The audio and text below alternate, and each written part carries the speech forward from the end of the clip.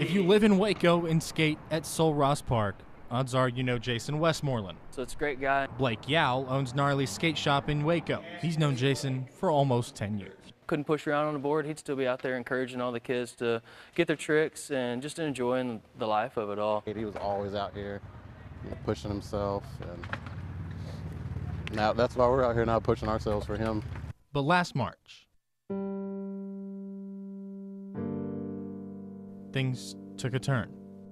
Jason was diagnosed with stage 4 synovial sarcoma, a rare form of cancer which occurs in a person's arms or legs.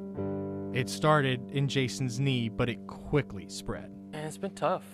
He's had his ups and downs and had his good days and his bad days. And, we're just all standing behind him and pushing the love his way and keeping his resilient fight towards this cancer.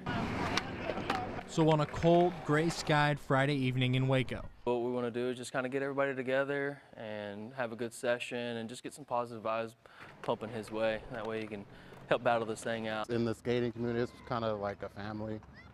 So we always have each other's backs and try to help each other out when we can. It's a close-knit family coming together to show one of their own love and support in a much-needed time. Because at the end of it all, these Texans at the park want to help in this fight, one trick at a time.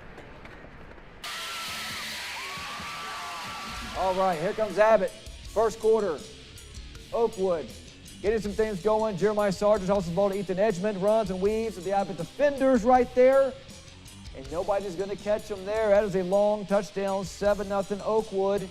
Now it's Abbott's turn to try to score here.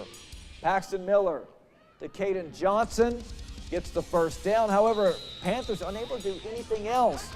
Then later in the quarter, Oakwood, they would claw themselves back in this. Jeremiah Sargent to Ethan Edgman. Speed, kills. I'll tell you what, he just ran past everybody on the field. Another touchdown. However, actually Abbott led 12-0 in the game, but Oakwood, they would come back and pick up a huge win, 42-30, your final. Well, Doug and Leslie, it was an emotional goodbye to a husband, a son, a father, and who some describe here today, a hero. I'm here at Vista Community Church where this is what people have been doing all day long, folding clothes, packing needed items, and taking in donations for those who have been hit the hardest by Tropical Storm Harvey. And if you take a look behind me, you can see the massive operation that's been put in place here. It's something evacuees who made their way to our area early this morning say they're thankful for. Right here. Sparky Nolan had 5 feet of water in his Kingwood home. So many people are devastated in our neighborhood. Everything on his first floor has been tossed to the curb. Just needs to be gone. That's a tall task, but this new day brought new hope. That's the trucks that they're bringing in right there. The reinforcements arrived. Dozens of sanitation trucks and workers from San Antonio.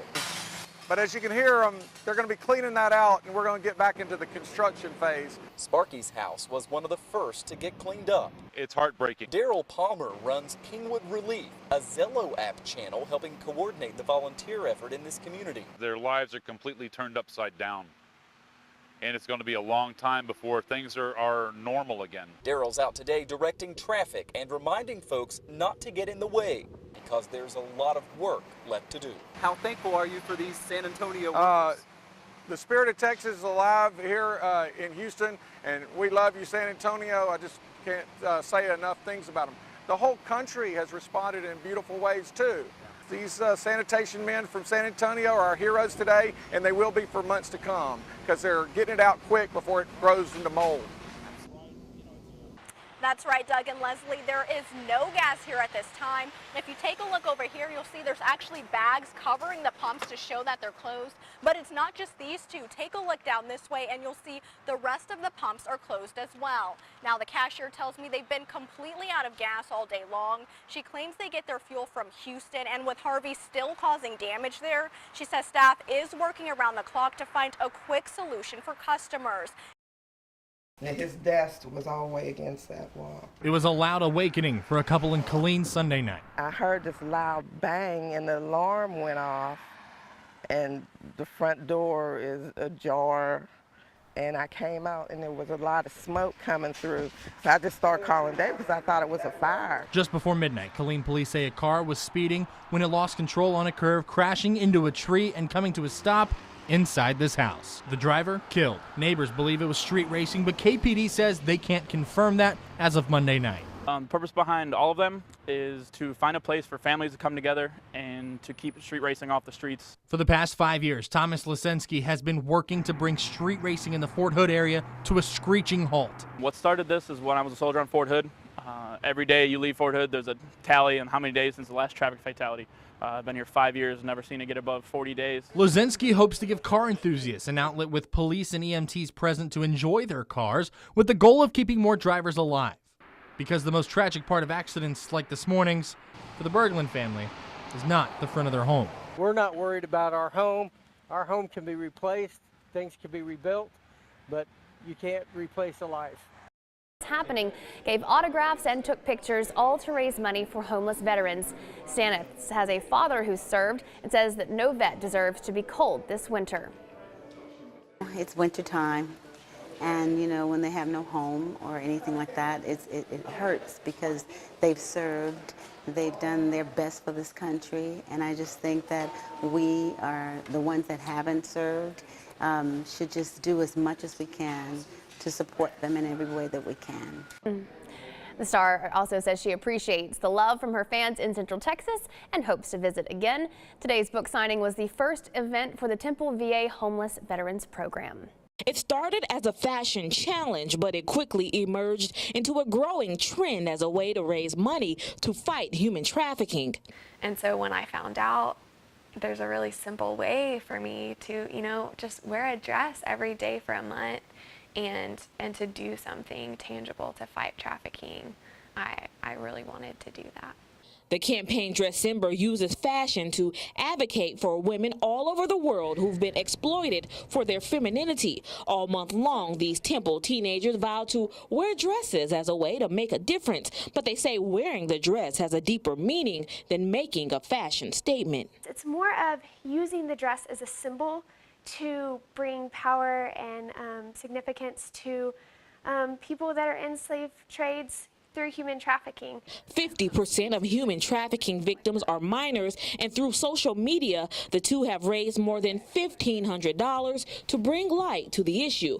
Once they graduate high school, they plan to pursue careers in anti-trafficking work. The Dressember Foundation partners with International Justice Mission and A21, which are both organizations that fight human trafficking, and I would really love to get involved with the International Justice Mission. They say their hope is to save lives. Human trafficking happens everywhere, all around us. Thinking of my family and my kids that I babysit and my cousins, it just struck me really close, and I was like, I would want someone fighting for me. A world-famous statue in the Catholic religion is making a national tour on a message of peace, and tonight it makes a stop in Temple. The Fatima Sentinel U.S. Tour for Peace is a 2-year tour of the International Pilgrim Virgin statue of Fatima. The statue was brought to St. Luke Catholic Church in Temple, where members of the community got to witness and pray for it. The tour commemorates the 100th anniversary of the apparitions of Fatima. It was sculpted in 1947 and has been all over the world, and will now be taken to Georgetown tomorrow afternoon. Doug, the McLennan County Chief Deputy David Gilcrease tells me that the man they have arrested is the child's father. They say he will be charged with capital murder in the shooting deaths of 24-year-old Valerie Martinez and 1-year-old Azariah. Now, earlier today, the McLennan County Sheriffs called Temple Police asking for help stopping the suspect who was actually driving this white pickup truck behind me. If you take a closer look, you can actually still see a car seat in the back of that pickup. Temple Police and the Bell County Constable were the ones who were able to stop that vehicle and make an arrest here in downtown Temple just a little while ago. Now, we believe the suspect may still be here on the scene. We are waiting for an update from the McLennan County Sheriff. I believe he may be updating folks as I speak right now. It's definitely still a very active scene down here, Doug. We will be here. We'll get you more details at KCENTV.com. I'll send it back to you guys. All right. Thank you very much, Leslie. Appreciate it. To an update on a fight in Killeen last night that led to gunfire that injured a 12-year-old boy. We now know that fight was over a custody battle. Just after 11 o'clock, police were called to the 1700 block of College Street. Police stopped a car in that area where they found a man and a child suffering from gunshot wounds. 3 other children were also in the car, but they were uninjured. The victims told police that the fiancé of the children's mother started shooting during an argument. That fiancé was found and arrested, but police have not released his identity. The man who was shot was taken to the hospital, and he is in critical condition. The child is expected to be okay. As for the cause of this fire, obviously this is still under investigation. This is a developing scene right now. We don't have a whole lot of information. We will be working here tonight to get some of those answers for you. But the good news is, and the good news we can take away from this right now, is this fire has been contained. It doesn't seem as if there was any injuries, and the damage we're not sure of quite yet, but it doesn't seem to be too extensive, at least from the outside perspective. We'll have more on this story as we learn any more new details. For now, reporting live in Belton tonight, I'm Chris Rogers, Channel 6 News. Doug, Leslie, we'll send it back to you. While you were getting ready for Halloween trick-or-treaters, Romero and Desiree Lopez were getting a scare of their own. At 2 in the morning, I started feeling a little pain, but I was just like, oh, I'm just cramping, like, I'm okay. And it wasn't that. I was going into labor. Little Joseph wasn't due until December 20th, but on October 31st, he decided to make an early appearance. He was 32 weeks, 6 days. The couple had just moved to Fort Hood. Romero was checking in for his first day at work when he got a call from his wife. I told him, can you please come back? I'm in a lot of pain and I need to go to the doctor. The new Army family jumped into the car and raced toward the hospital, their 3-year-old son Josiah in tow. At first, I thought she was just in, like, it's just contractions. It's not gonna happen. She's still too early. Then once she started saying that she needed to push, that's when I realized, I was like, oh, wow, it's really happening. That's when the couple spotted Baylor Scott & White's convenience care in Killeen, and Romero immediately took a U-turn. I was like, I need to push. And so he was like, don't push, don't push, don't push. And I was like, no, I need to push, I need to push. And then we finally got into the parking lot, and that's when it happened. Out came my baby. Joseph was taken to Baylor Scott & White's NICU in Temple and has been here ever since. I never thought I would be like a NICU mom. I always read stories about babies being premature.